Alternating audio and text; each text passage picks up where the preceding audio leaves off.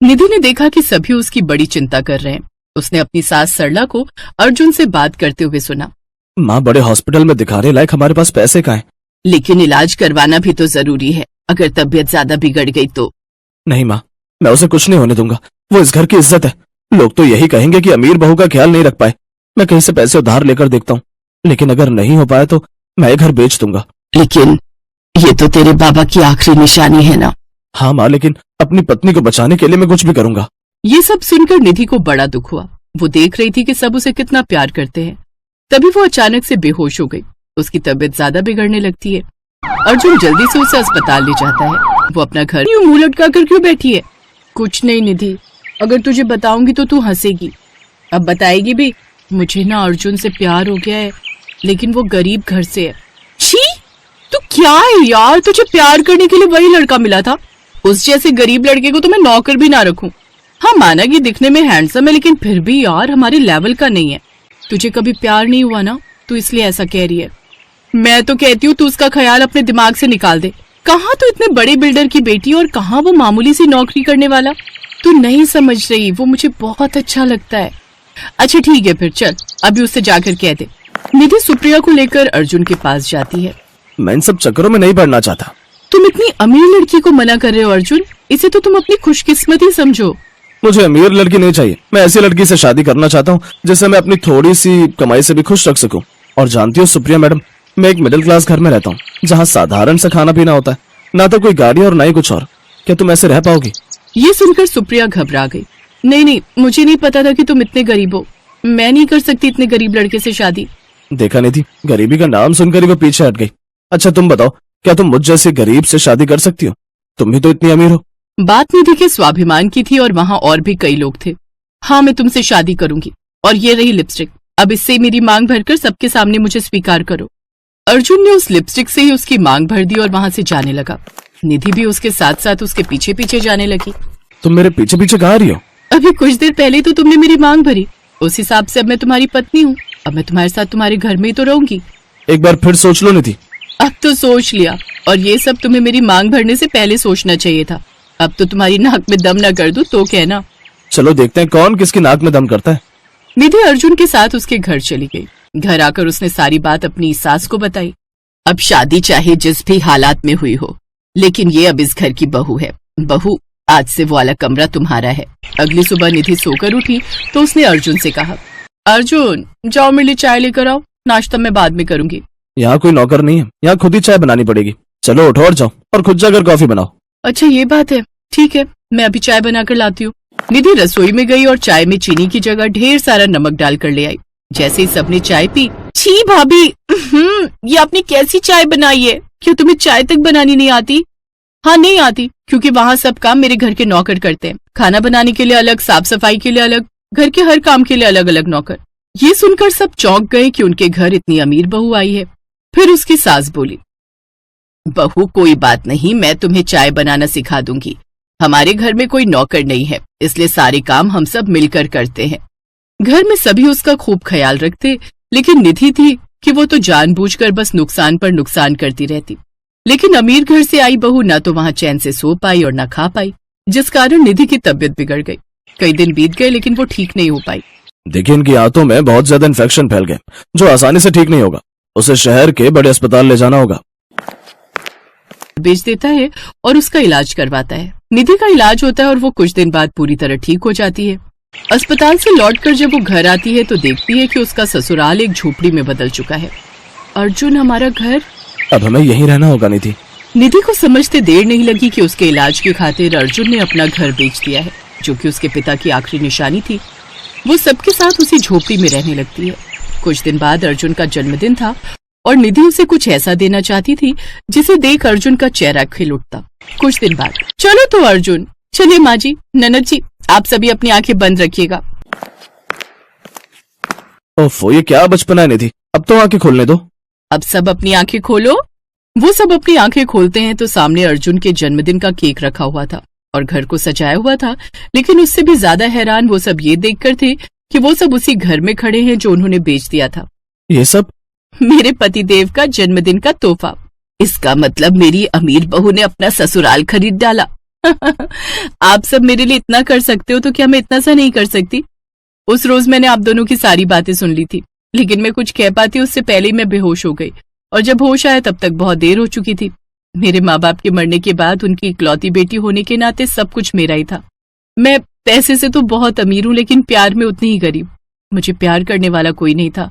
यहाँ आकर मैंने जाना कि प्यार क्या होता है और घर किसे कहते हैं। अर्जुन, तुम्हारे साथ रहते रहते मुझे सचमुच में तुमसे प्यार हो गया। प्यार तो मैं भी तुमसे करने लगा हूँ बहुत निधि, तभी तो अपनी जान से प्यारे अपने इस घर को, जो कि बाबूजी की आखिरी निशानी थी, उसे बेचने के लिए तैयार हो गया था। अब वो सब एक साथ खुशी खुशी प्यार से रहने लगे। उसे शहर आया पढ़ने के लिए, और वो एक छोटे किसान का बेटा था। ऐसे ही वक्त बीता और कॉलेज की पढ़ाई खत्म होने को आ गई। फिर एक दिन, पावनी, मुझे तुम्हारे घर वालों से मिलना है। पर उनसे क्यों मिलना है तुम्हें? अरे, उनसे मिलवाओगी नहीं तो तुम्हारा हाथ किससे मांगूंगा भाई?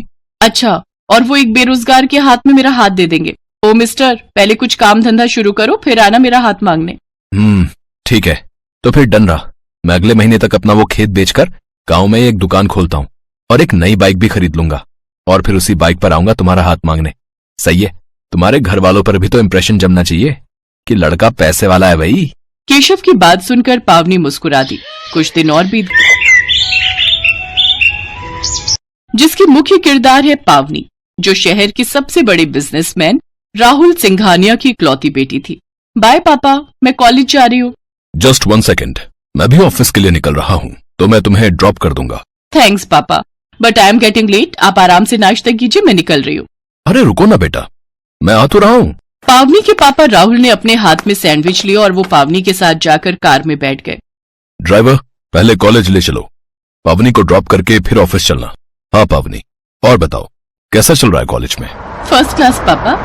बेटा, मुझे समझ नहीं आता कि शहर के इतने बढ़िया टीचर लोग भीख मांग मांग कर उसे परेशान कर देंगे। ड्राइवर श्याम राहुल की बात सुनकर बस मुस्कुरा दिया। वो पावनी को उसके बचपन से जानता था।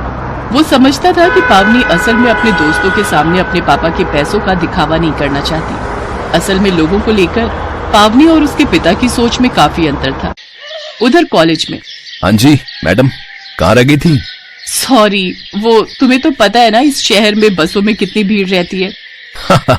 चिंता मत करो, शादी के बाद मैं तुम्हें हर जगह अपनी बाइक पर ले चलूंगा, फिर तुम्हें बसों के धक्के नहीं खाने पड़ेंगे। अच्छा जी, और ये बाइक कहाँ से आएगी? मेरे सकती। अब पावनी के पास और कोई चारा नहीं था। उसने अपना थोड़ा बहुत सामान लिया और सीधे केशव के पास चली गई। केशव अपनी नई बाइक लेकर आया था। इसके बाद पावनी ने हिम्मत करके केशव को सब कुछ बता दिया। केशव फौरन पावनी को अपने साथ एक मंदिर लेकर गया और वहाँ दोनों ने शादी कर दी। घर से नहीं मिलने वाला कोई दहेज वहेज, अभी से बता रही हूँ, समझे? मुझे कुछ चाहिए भी नहीं सिवाय तुम्हारे। मैंने पूरी प्लानिंग कर रखी है।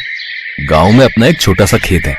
खेती का काम अब पापा के बस का रहा नहीं, तो उसी जमीन को बेचकर एक बाइक लूंगा और एक छोटी सी दुकान खरीद लूंगा। कहाँ? इसी शहर में क्या? हो मैडम हो, इतना रईस नहीं हूं मैं। खुद को पूरा बेच भी दूंगा ना, तब भी यहाँ दुकान नहीं खरीद पाऊंगा। केशव की बात पर पावनी जोर जोर से हंसने लगी। केशव और पावनी कॉलेज में एक साथ पढ़ते थे। दोनों की पहले दोस्ती हुई, फिर दोनों एक दूसरे को पसंद करने लगे। पर पावनी ने केशव को कभी नहीं बताया कि वो कितनी अमीर है, जबकि केशव ने पावनी को अपने बारे में सब कुछ बता दिया था। केशव गांव के एक दिन पावनी ने हिम्मत करके अपने पापा राहुल सिंघानिया को केशव के बारे में बता ही दिया। केशव की आर्थिक स्थिति के बारे में जानकर राहुल का पारा 7वें आसमान पर चढ़ गया। क्या कहा तुमने? किसान का बेटा? और वो खुद क्या करता है? पापा, वो गांव में उसकी दुकान है। गांव में? बेटी, आर यू गॉन मैड? कैसे रहोगी तुम उस फटीचर के साथ? राहुल सिंघानिया की बेटी एक गांव में गोबर और कीचड़ के बीच रहेगी क्या? पापा प्लीज, आप समझने की कोशिश कीजिए। आई लव हिम और मैं उसके बिना। शट अप पावनी। अरे अपना नहीं तो कम से कम मेरे स्टेटस के बारे में तो सोचो। आई एम सॉरी पापा, पर मैंने स्टेटस देखकर नहीं बल्कि एक अच्छा इंसान देखकर उसे पसंद किया है। ओह, तो इसका मतलब तुम फैसला कर चुकी हो। ठीक है, मैं सब समझ गया। तुमने इंसान देखकर प्यार किया और उसने तुम्हारा पैसा देखकर। मैं उसे एक फूटी कौड़ी नहीं देने वाला। ये बात कान खोलकर सुन लो तुम। पापा, उसे तो पता ही नहीं है कि आप मेरे पापा हो, और ना ही उसे आपसे कोई दहेज चाहिए। दहेज तो बहुत दूर की बात है। मैं तो उस फटीचर की शक्ल भी नहीं देखना चाहता। ये बात कहकर राहुल सिंघानिया वहां से चले गए और पावनी को समझ आ गया कि केशव से उसकी शादी उसके पिता की मर्जी से तो कभी नहीं हुई। शादी भले ही बहुत सादगी से हुई थी, लेकिन इस शादी से पावनी और केशव दोनों बहुत खुश थे। फिर एक दिन क्या हुआ? इतना परेशान क्यों हो? पावनी, मैं कुछ बड़ा करना चाहता था। इतनी पढ़ाई लिखाई का क्या फायदा? यहाँ गांव में रहकर मैं अपना टैलेंट वेस्ट कर रहा हूँ। ऐसा क्यों सोच रहे हो? अगर हम शहर चले गए तो पापा जी का ख्याल कौन रखेगा? पावनी की समझदारी भरी बातें सुनकर केशव को बहुत अच्छा लगा। दरअसल केशव के पापा की तबीयत काफी खराब रहती थी, इसलिए केशव उन्हें छोड़कर शहर नहीं जा सकता था। फिर एक दिन जब केशव और पावनी बाइक से कहीं जा रहे थे, तब राजा पसंद आया था। शाम को जब पावनी घर लौटी तो वो एक छोटे से ट्रक में सवार थी। पावनी, अब ये सब क्या है? और ये ट्रक? हाँ, मैं इस ट्रक में हमारी खुशियाँ और तुम्हारा बर्थडे गिफ्ट लेकर आई हूँ। जैसे ही ट्रक वाले ने ट्रक का गेट खोला तो दिखाई दिया कि पूरा ट्रक छोटी बड़ी कई सारी पेटियों से भरा पड़ा था, जिनमें बाइक रिपेयरिंग के लिए जरूरी हर सामान मौजूद था। केशव को कुछ समझ नहीं आ रहा था। तभी पावनी ने आगे बढ़कर केशव को गले से लगाया और चहकते हुए कहा, हैप्पी बर्थडे मिस्टर। पावनी ने न सिर्फ पूरे गांव की एक बड़ी परेशानी का हल ढूंढ निकाला था, बल्कि केशव को उसके गांव में रहकर ही अच्छी कमाई करने का एक बढ़िया मौका भी दे दिया था। ठीक एक हफ्ते बाद केशव के ऑटो सर्विस सेंटर में ही केशव की बाइक खराब हो गई और फिर शिट, ये क्या हो गया यार? अब तो फंस गए। कोई बात नहीं, आसपास कोई बाइक रिपेयरिंग की दुकान होगी ना, चलो देखते हैं। अरे नहीं बाबा, यहाँ कम से कम 20 किलोमीटर तक कोई बाइक की दुकान नहीं है। केशव की बात सुनकर पावनी दुखी भी थी और हैरान भी।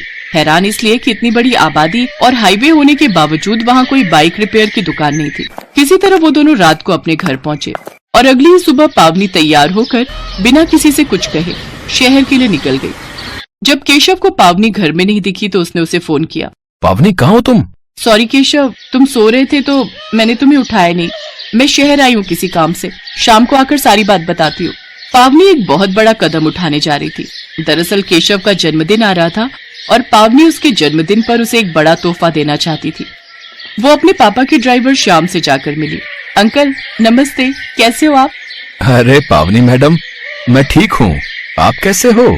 श्याम कई सालों से राहुल का ड्राइवर था और गाड़ी और रिपेयरिंग के बारे में उसे अच्छी खासी जानकारी थी।